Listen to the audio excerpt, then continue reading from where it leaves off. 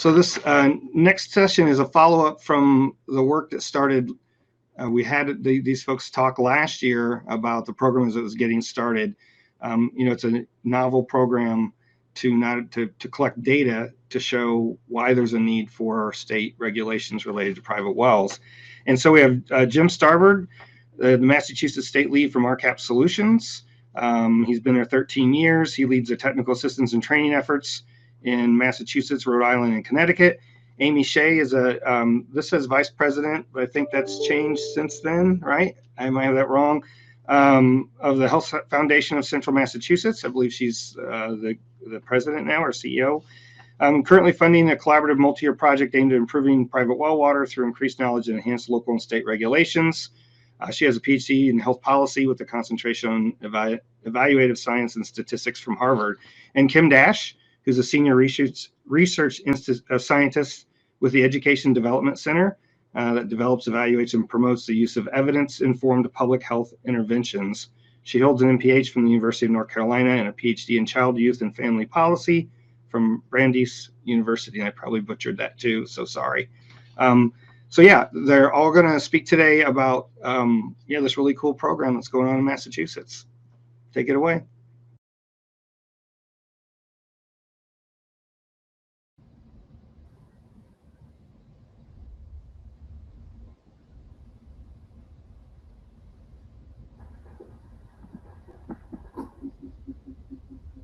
Can you guys hear me? Yes, we hear you. Okay, I just want to make sure. And the presentation's looking good now? Like in the beginning? Things look good?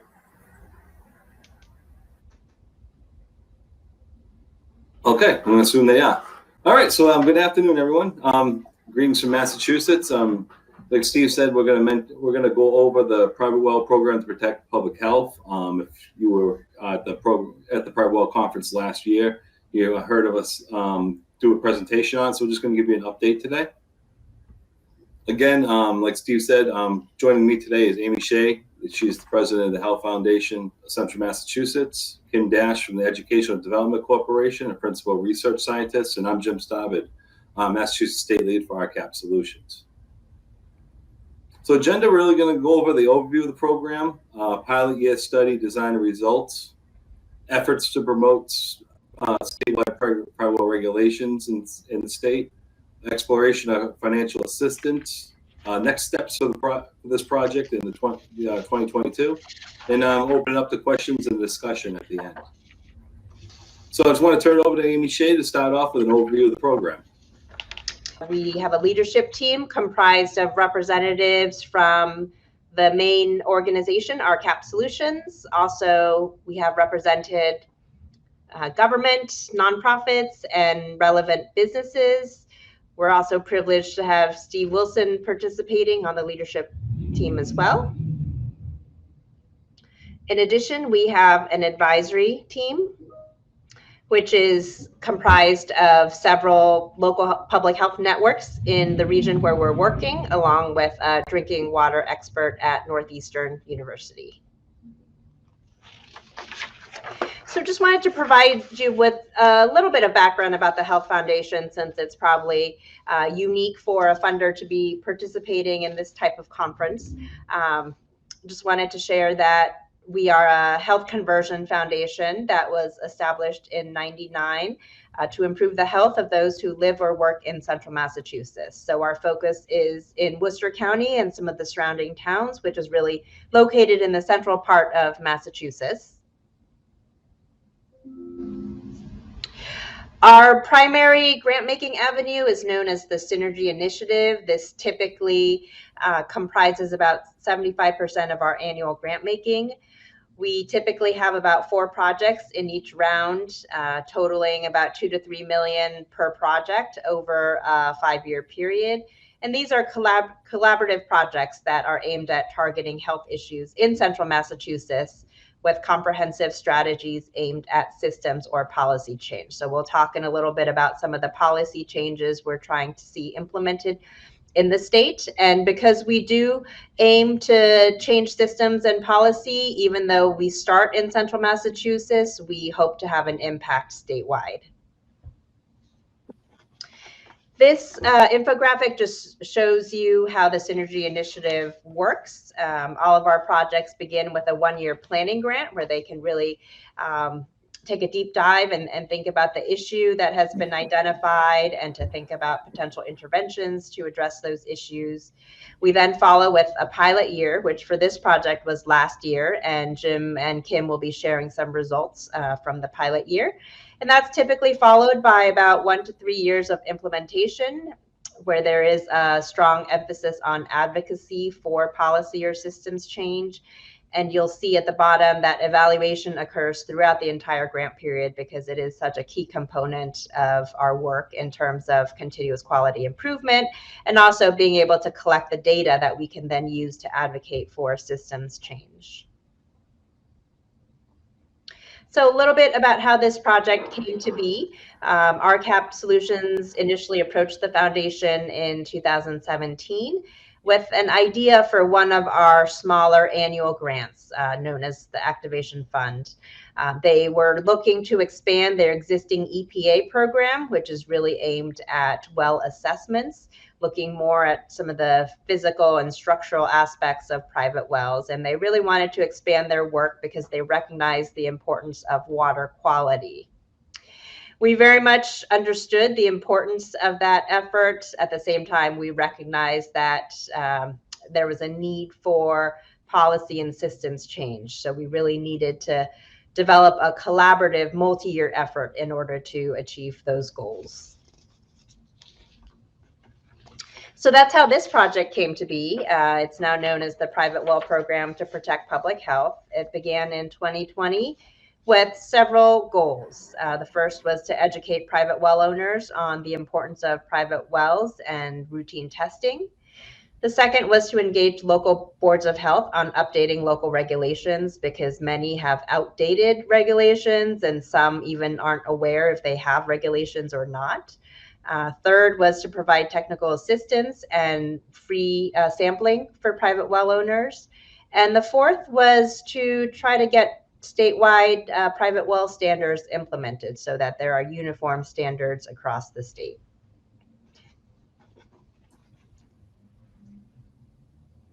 All right, thank you, Amy. And now I'm going to go over the 2021 results of the pilot year study design and results.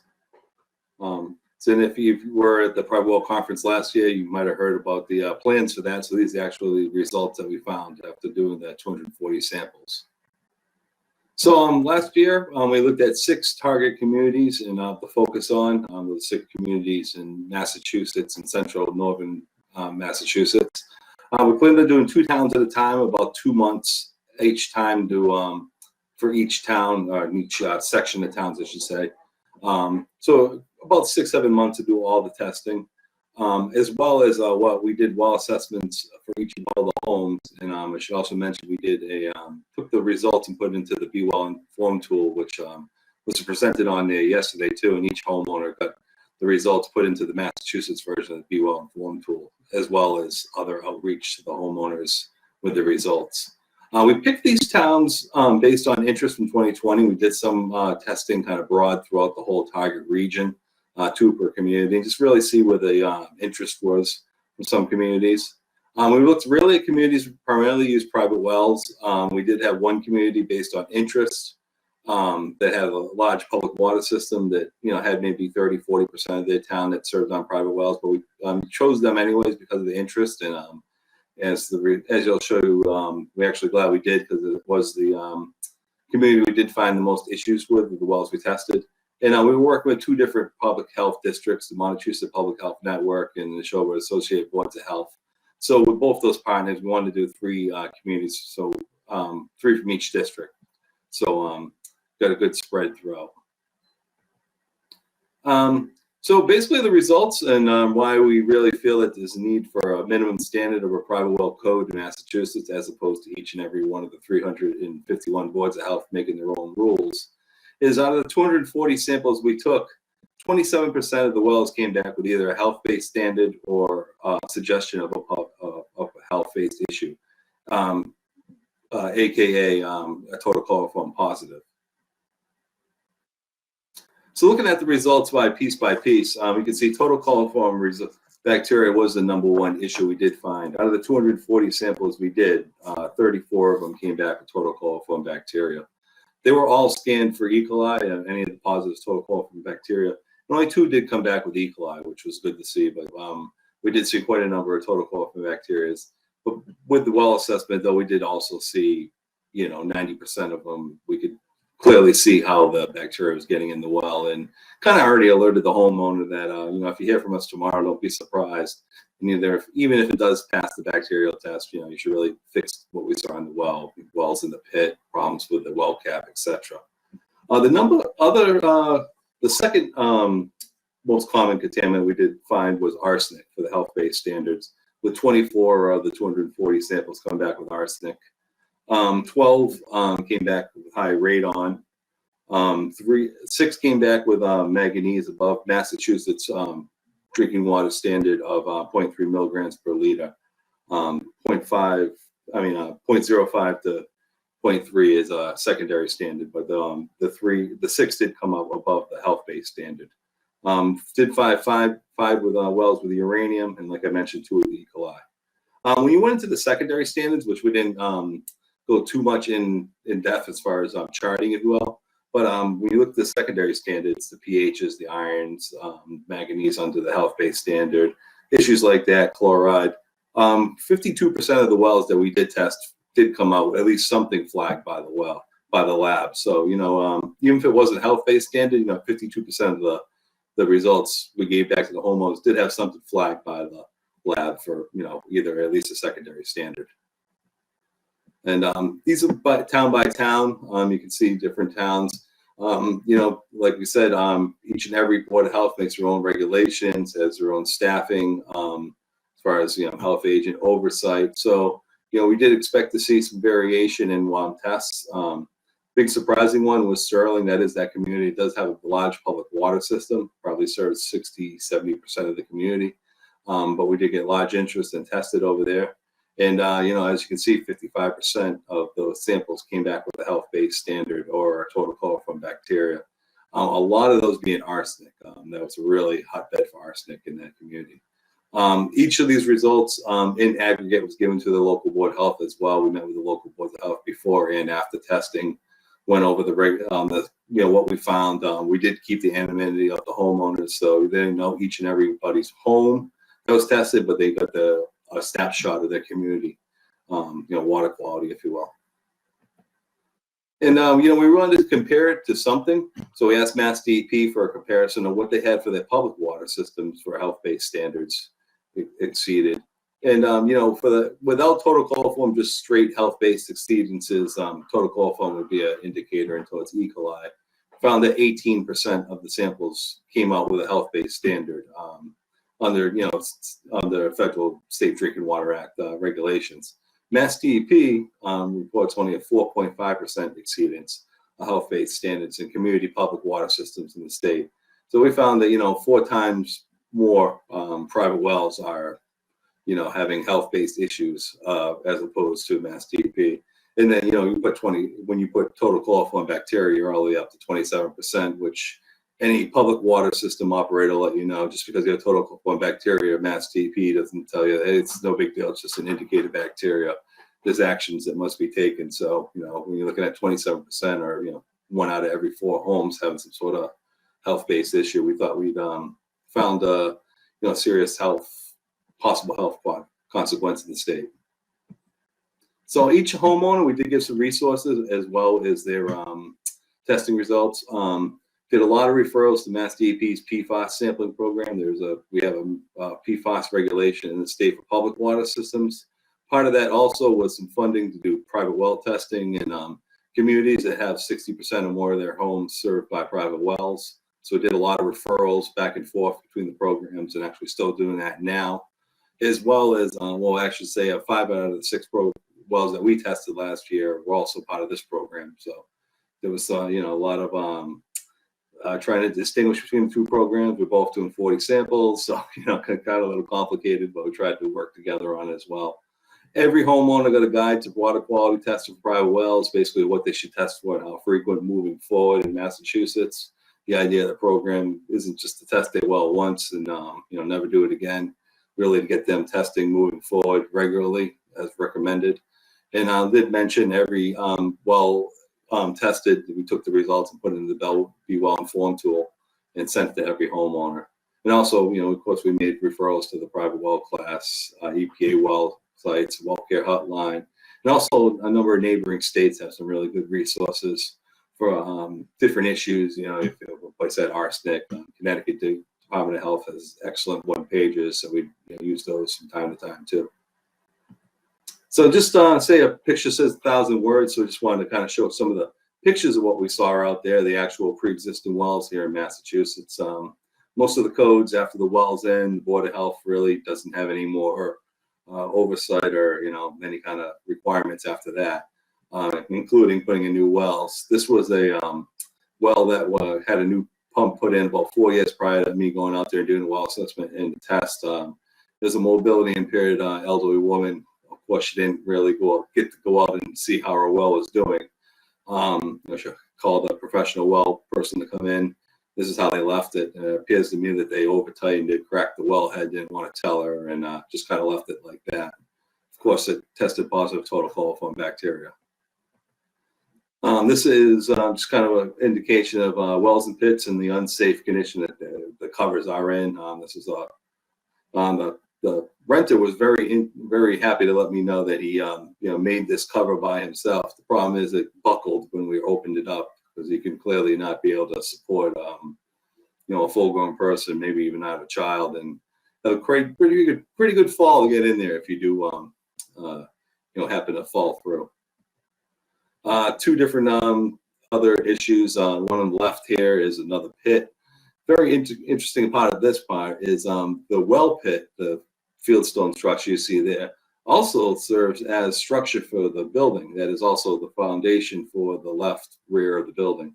And it's also the first well I've ever seen that had an extension cord going to power. So just wanted to add that. On the right here is just one of the most things we see all the time with non-sanitary well caps. Once you open them up, it's usually what you see underneath some sort of insect activity, which just contributes to bacterial issues. The one on the left here is a flat, that was one of our E. coli cases from last year. The gentleman was actually late to come meet me to take the water sample. They had to pick his child up because he was having gastrointestinal issues at school. When the lab called me the next day, we realized why. If you can see in that left side picture, it's a flat non-sanitary well cap, but that hole right there, which should have some sort of void cover on there, they just left it wide open, probably had an electrical line going in and just pulled out and never filled the void. Most likely that's how the contamination got in there, the E. coli contamination that the lab found. The one on the right here is, for whatever reason, the contractor decided to take the extra wire and put it around the electrical tape. The ants found that to be an excellent hide and decided to make a hide there. And as you can see, have the eggs and everything else as they disturbed it. That, of course, also tested positive total coliform bacteria. Also, one of the most common things we see is, drilled wells might have a good cap, not put on high enough. Most boards of health recommend 12, 18 inches above grade for their well casings. Very common. No one wants a big stick standing up in the middle of the front of the yard. Neither do they want the candy canes for the septic systems. But so as a result, you get issues like this, and bacterial breeding grounds basically as a result. And again, the one here on the left, again, another pit, well in a pit, unsafe covers, really common thing we see. And here on the right, another common thing we see used to be in a vent for the well, used to be a screen there, contractor comes in. It's much easier to run a wire through that than going through the electrical junction, taking all the electrical jacket, etc. apart. So they just knock the screen out, pull it through, and leave a big void in the well for bacterial and insects to enter. So at this point, I'm going to turn it over to Kim Dash, and she's going to go over the pilot year study design and results. Great. Thanks so much, Jim. So Jim highlighted outcomes based on water quality tests and well inspections conducted during the pilot phase. I'm going to briefly mention other outcomes we tracked and documented that are related to homeowner satisfaction, changes in homeowner or resident knowledge, attitudes, and practices about well water safety, overall well inspection findings, and variation in private well regulations by town. So as you can see on the slide that is up now, this is about these are our satisfaction results. 80% of the 240 households participating in the pilot study completed a questionnaire before well assessment and water testing and after they received results from the inspection and the lab. During the post-assessment or the second questionnaire, we asked about satisfaction with the program. You can see here that most participants were satisfied with aspects of the program, like obtaining an appointment, receiving results quickly, being able to understand results, and getting advice on how to fix a well or decontaminate water. The one indicator of satisfaction that participants did not rate as highly was having someone explain the results. And that might be because the written results were easy to understand, as indicated here, and did not need explanation. It also may be due to the fact that households showing no well structure problems or indication of contaminants did not require or want an explanation of their results. So let's take a look at the knowledge, attitudes, and practices results. We analyzed differences between the pre-program and post-program questionnaires. And so we saw some improvements in knowledge, attitudes, and practices. There was an overall significant improvement in beliefs favoring well safety. We saw some significant improvements in well safety knowledge and practices, especially with regard to knowing that well water testing should occur annually. And it's worth noting that in the pre-questionnaire, only 5% of households indicated that they had their water tested 1 year ago. Many others indicated that they could not remember the last time they had their water tested and well inspected. And still others said that it was tested much more than 1 year ago. But even with significant changes in beliefs and some improvements in knowledge and practices, there was still some room for improvement in terms of understanding well safety. It's also worth noting that the questions asked about program implementation showed that 31% of households receiving reports of contaminated drinking water reported paying for well remediation afterward, and an additional 50% of those households indicated that they intended to seek remediation. So we did see some positive effects in terms of seeking remediation. Moreover, more than half of the households indicated that they favored regulations requiring private well water testing at the time of property sale or transfer. This policy has been shown to produce more private well testing and identification of contaminants in other states, such as New Jersey. So let's take a look at these well inspection results. Here we can see, based on data that Jim and others collected when they were conducting well inspections, that well issues really varied by participating towns. So, for example, we can see here that almost half of the participating households in Berlin, Massachusetts had drill logs for their wells compared to 10% in Princeton. Almost 80% of households participating in Sterling had permanent treatment systems compared to 55% in Princeton. Only 5% of participating households in Boxborough ever had their water disinfected compared to 52% in Berlin. But the real standout here, I think, is the finding that about 40% of all wells assessed did not meet well construction standards. So that gets back to some of those photos that Jim was sharing with us. And again, it's worth pointing out that nearly all participating households reported drinking their well water. Now let's take a look at regulations. So just as well inspection results vary by town, so too do private well policies in Massachusetts. So when we were reviewing policies, we considered policies related to well construction, well design, well maintenance, well permitting, water quality, well abandonment, and well water quality testing at time of property sale or transfer. A review of these policies by type shows that none of the towns have regulations regarding water quality test at time of house sale or property transfer. We also were unable to find written policies or well regulations for Berlin, Hubbardston, and Princeton. It's worth noting that there are towns in Massachusetts that do have regulations requiring water quality testing at time of property sale or transfer. However, we were not piloting the program in those towns. So in our next phase, we will be expanding data collection efforts to towns that do include those kinds of regulations, as well as others that do not, with the hope of being able to compare outcomes of interest based on policy type, excuse me. So there were a few limitations with our pilot study that are worth noting here.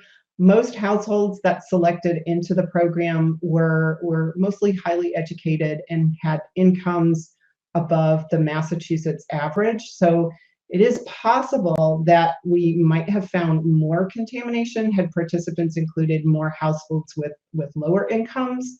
Second, the non-experimental design limits our ability to rule out other factors that might have affected changes in knowledge, attitudes, and practices.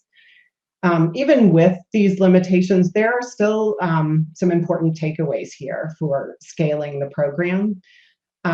Moving forward, the program plan is to implement on-site well inspections and assessments only in cases where household water well supply, I'll say, screens positive for contamination.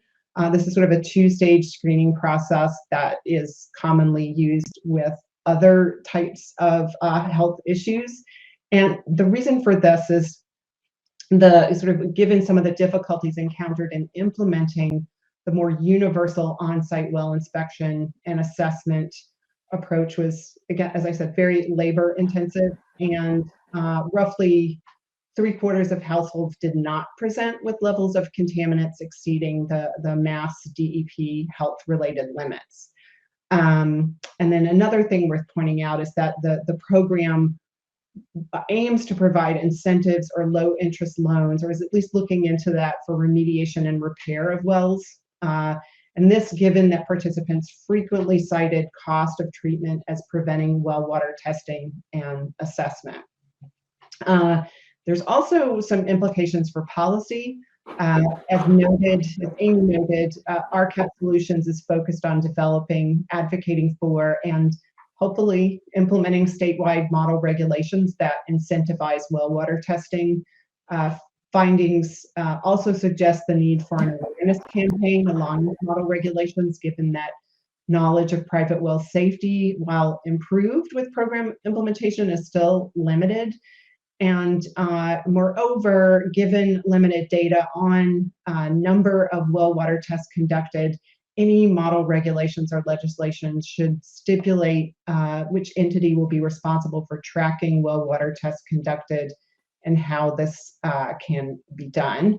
And then finally, to collect representative statewide data on well water testing, we're hoping that the Massachusetts Department of Public Health consider adding a question to the Massachusetts Behavioral Risk Factor Surveillance System, as is currently done in the state of Maine.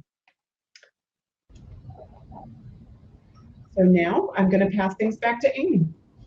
Thank you, Kim. So next, I'll say a little bit about our current efforts to promote statewide regulations, but I also wanted to mention that we're exploring opportunities at the federal level as well, and would welcome any suggestions that some of you in the audience may have. For example, as you all well know, the EPA has national primary drinking water standards and regulations for public water systems. Might we be able to have something like that for private wells, where there is a minimum standard that is required of states? Also, we've been tracking related legislation and are aware that Senator Baldwin from Wisconsin recently filed the Healthy H2O Act, which would provide grants for individuals, nonprofits, and local government for water testing and treatment. So we're actively exploring opportunities at the federal level. But today I wanted to focus on our state level efforts here in Massachusetts.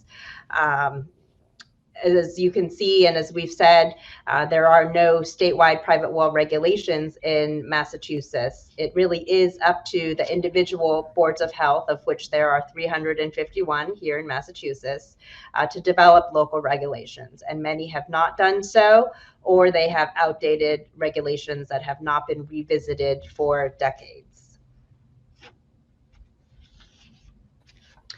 So we really see this as an issue of equity. That is one of the many reasons why the foundation is interested in supporting this effort. In Massachusetts, there is actually a constitutional right to clean water, but unfortunately, residents that live in more rural areas and that lack access to public water infrastructure often have contaminated private well water and are unaware of it and are unable to remediate those contaminated wells.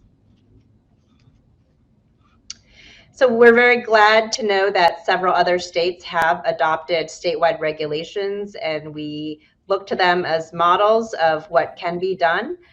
These are a few states that require private well testing upon transfer of property, and that is one of the avenues we're exploring here in Massachusetts. Another reason why it's important to ensure that people have safe drinking water from private wells is that many people that rely on private wells end up using bottled water because they're unsure if their water is safe, or they just have this perception that bottled water is cleaner. Certainly, you all are aware, I'm sure, of the environmental impact of bottled water. So the more we can encourage people to test their water and to check that it is safe to consume, the more likely we are to shift people away from bottled water use. So because the pilot year findings were so compelling, we were able to have legislation filed at the end of last year in December. We filed two bills, one in the Massachusetts Senate, one in the Massachusetts House. They're identical bills. The bill would essentially give the Massachusetts Department of Environmental Protection the authority to develop statewide regulations. As we mentioned previously, currently that authority lies with individual boards of health. So this is the very first step towards developing statewide regulations. We're not specifying what the regulations themselves would be. So this legislation is known as an act promoting drinking water quality for all. And as I mentioned, it would not specify what the actual regulations are. So we would leave that up to Mass DEP to follow its usual practice of engaging a technical advisory committee and seeking public input to develop the regulations themselves. So it is possible that the regulations could require water quality testing upon transfer of property. It could be possible that it takes a different form as well. We just don't know at this point, and we're really just looking for that first step of authorizing Mass DEP to develop regulations. We're also trying to keep in mind potential impacts and resources that may be required if there are statewide regulations. So in various conversations with different stakeholders, we've been asking about additional resources that might be needed both by Mass DEP and local public health agents, also taking into consideration the financial impact on homeowners.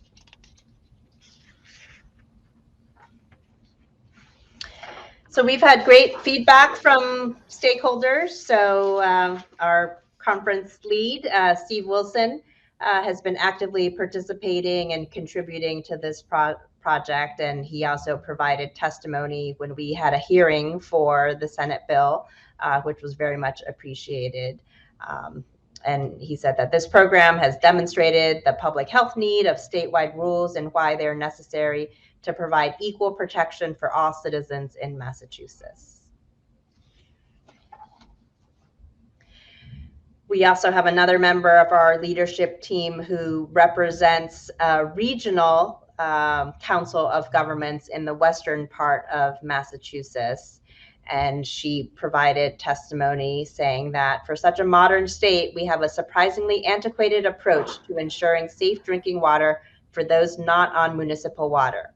That system is, if your town board of health happens to have the expertise, staff, and interest in protecting local drinking water, they can pass a local regulation requiring testing on a schedule of their choosing. If they don't pass such a regulation, you could very well live for 30 years in a home supplied by a contaminated well and never know it. The current situation leaves the thousands and thousands of rural and suburban Massachusetts residents who rely on well water completely unprotected from potential contaminants, unlike their urban peers whose water quality is carefully monitored under state regulations. This is the kind of structural inequity that contributes to the economic and health disadvantages faced by rural residents in our state, and I urge you to take this important step to rectify this disparity. So in addition to trying to promote statewide regulations, we're also exploring potential financial assistance programs that might be needed should those regulations be implemented. So we're exploring potential loans or grants that could help low-income homeowners. One opportunity that we're actively pursuing is to expand the existing septic system repair loan program, which is currently administered by a state agency known as Mass Housing here in Massachusetts, and potentially expanding the eligibility criteria for that loan program to include private well remediation as well. Given that there is a lot of overlap in the parts of the state that have septic systems and private wells, and given that the infrastructure is already there. So the program works with community banks throughout the state. The loan terms have already been established. It's a revolving loan fund, so it is sustainable over time, and we're hoping to just expand the language a little bit to include private well remediation. We're also actively exploring whether there might be opportunities to expand eligibility through USDA rural development funding.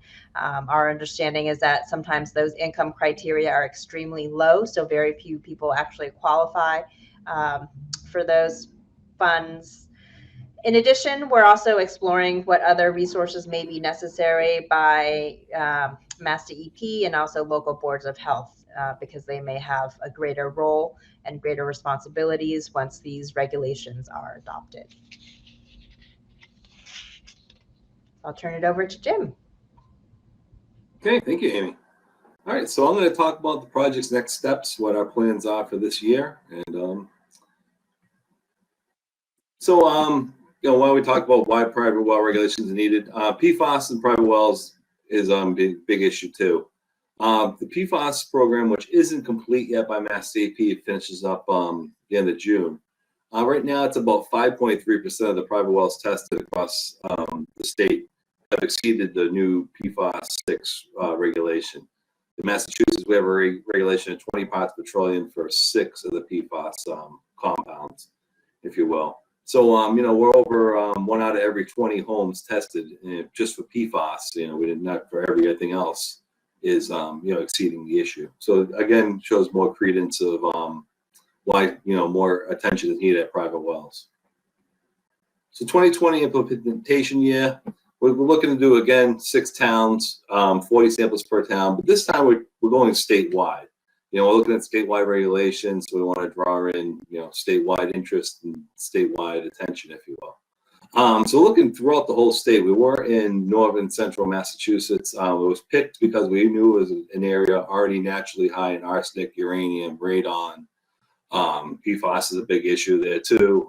So water quality became a really big issue. But now going statewide, we're going to be dealing with different boards of health, even different aquifers. You get down to the Cape, we're going to be doing one on the Cape, one in Lakeville. You start getting sand and gravel aquifers down there. The Cape is, basically one big aquifer with very, very sandy soils, as opposed to the bedrock wells we see in central and western Massachusetts. So different boards of health with different regulations, different aquifers, not in a really hotbed of contamination like we were. So it's going to be very interesting to see what kind of results we get back. The efforts to reach out to those communities already started. We're also working with the Mass DEP, UMass Amherst PFAS program. They are nice enough to send out our information to the list that they got for their PFAS testing, which has been a great help. They tested 5 out of the 6 communities that we're working in now. So having lists of willing homeowners that are willing to have their water tested is just a really good asset to have. Again, we're looking to expand leadership and advisory teams, really trying to get a grassroots effort to really get more people on board, more people supporting it, and hopefully the legislator, passes it in the next legislation session, which will, start in the new year after the, it's a 2-year cycle here in Massachusetts. So in the new year, reintroduce the legislation, and within those 2 years of that legislation session, get it passed, hopefully. And engage in additional drinking water stakeholders throughout the state, even environmental firms, public health firms, you name it, try to bring it in, because it's drinking water. It affects everything. It doesn't just have to be a drinking water society. Society of Pediatricians in Massachusetts, are very concerned about the water that the children intake, or the water you make baby formula with, which is a huge issue here in America now. So these are the towns that we selected. Like I said, we've reached out to each of the communities. We'll the first 2 sessions communities try to start getting interest. We haven't reached out to Coleraine and Wellfleet yet, because that's September, October. We're really starting the groundwork, make sure the local board of health has the buy-in, helps us get the word out, and really attract the homeowners so we get the numbers needed in each state to do what we're hoping to do this year. So at that point, I really want to open up the questions and see what people might have out there.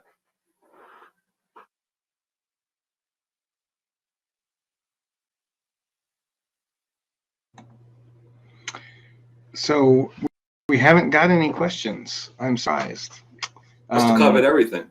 You must have. Well, so you're doing 6 more this year, 6 more of the 351, right? 6 more communities, yep, and 40 samples each. So it'll be 240 more samples this year. And then how many more years are you going to sample? Do you know yet? 2 to 3 more. There is 2 more years with the grant, so I don't know if it's going to be sampled in 1 more year or 2 more years. I would say it really has to do with progress of the legislation, which is the, kind of like the end goal, if you will.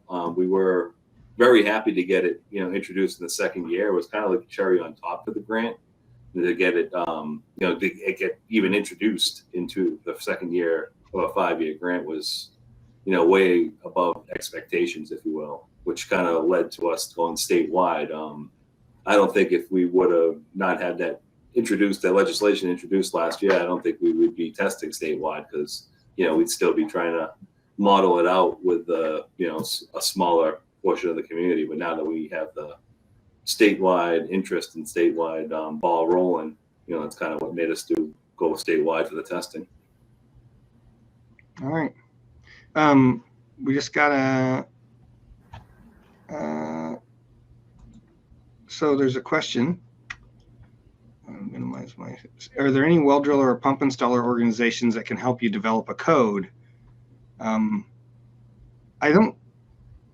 Well, that's for you guys to answer. Yeah, I would say, well, right now, Mass DEP already puts out what they call a model regulation. They hope the boards of health will adopt it. They sent it out to each and every one of the boards of health. They write it up in a way that it's very easy for a town to adopt. They really just fill in the blank, add town name, adopt, if you will. Yes, it even comes with different attachments. If you wanted to require testing and put a like a deed restriction saying that this house has a treatment for arsenic and should be maintained moving forward, which is very common in the septic world for innovative septic systems. Ones that are, have more technology than a normal septic system. They're really made for replacements. There's operation maintenance requirements to keep them going. So, it's something we already do with septic. So, some communities might want to go there, but, the model regulations are there. Now, what will happen if this is passed and will really be determined when Mass DEP starts having public hearings and hearing from all stakeholders, and then, makes regulations based on that, which, spending a few years with the PFAS regulation and watching how that grows, I imagine on the same situation, number of public hearings, public input, drafts. It's not something that's going to, coincide, just happen tomorrow just because, it passes. Probably even if it passes, probably 2 or 3 years before it's even, Sure. ready for prime time. Well, and related to this question, when new wells installed in Massachusetts, does the driller or pump installer actually collect the samples? That would require, it's all up to the local board of health.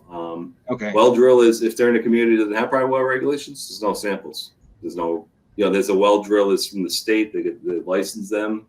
But really in the local level, everything from construction to what needs to be tested is all through the local board of health. Really? I've seen local regulations state that the agent will test it, or someone from a lab will test it, or whoever will test it. So unless it's in those regulations, it's not there. And I've seen wells that are fairly new test positive for health-based issues, and pretty much probably haven't been tested. There's statewide well construction code, isn't there? There's a well construction code, but Yeah. but no one is going. The only one that's going to be, there's no field people from Mass DEP following up on if that's done. And really, construction code is turn the well into the well drillers board. All the health-based testing and everything else will be based on that. I mean, I see new wells that are below grade that are 2-3 years old. Oh, so Marty's asked another. I'm going to show this instead. This is a follow-up. Would the code focus on sampling of private wells or on well construction standards too? It should be both. Yeah. It would be everything. I don't see most of the controversy is going to be on construction-wise. I mean, I think everyone, really wants to put construction the best space they can. It's really, I think the testing is going to be the sticking point. Sure. I'm interested in this because I assumed, well, everything I've ever read says there's 2 states that don't have well construction code uniformly, and that's Alaska and Pennsylvania. And so if Massachusetts doesn't have a uniform code for construction, I need to look into that, basically. I would. I don't know much about the well drillers. I haven't gone dug too far into what their requirements are, but again, they can put all the requirements they want. They have no field agents, and any of the permits to drill a well are by the local board of health. So if someone's going to come by and make sure it's being done right or require water testing, it's going to be the local board of health. So yeah. If the locals aren't doing it, really, it's not going to happen, if you will. Yeah, someone put in the chat, Elizabeth put in the URL for the guidelines, and that's what they're called, guidelines. Mm-hmm. So that is news to me. Yeah, Mass DEP puts all the model guidelines. They hope they recommend. We have only seen, out of the 25 communities that we worked in previously, 3 of them adopted the model regulations, which included testing for transfer of property, rental property testing, another big thing. If you're leasing a property, we have a housing code in Massachusetts requires the owner of a leased property to provide potable water. So awesome. if you don't require testing, how do you know if it's potable water? And that's another huge issue. The state, actually, I brought this up at a conference last week, and just retired state DPH person, really said, well, I'd probably bring it to housing court and let the balls, see where the chips may fall, if you will. But he didn't really have a good answer for it too, other than, if the owner doesn't want to take a water test, bring it to housing court and roll the dice. Well, that's what Rhode Island does, right? I mean, they've tied it to their home inspections so that they can actually condemn a property. It's the most strict rule, I think, in the country in that respect. And they may license who samples the well, who actually can even interpret the results. Which, again, what good is a sample if it's not done on the up and up, if you will? Well, this is certainly something to look into related to the guidelines, and I'm glad Marty brought that up. Thank you, Elizabeth, for posting the URL in the chat. We are at 2 minutes till 3. If there's no more questions, thank you all again. I think your project's wonderful, not because I'm involved, just because I think it's shows the whole process, and I think the approach is something others should follow. And so, yeah, as far as a couple housekeeping things real quick, thank you all. Tomorrow is our last day. We will be starting at 10, although informal networking again at 9:30. I'll try to be in there. It's good to chat with people. I want to mention the wall. There's a thing on your thing called the wall. It's a bunch of anecdotal type questions. There's some funny ones, some about other things. I encourage you all just to go in there and answer them. We'll all get to know a little more about each other. One of the more intriguing ones that seems to have the most, at least it did this morning, is what fantasy world would you like to visit if you had a chance? See a lot of Hogwarts in there and things like that, which is totally off topic, but it's interesting to see what people have to say, and it makes us all a little more of a community. So I encourage you to do that. And thanks for attending today. We'll see you tomorrow morning.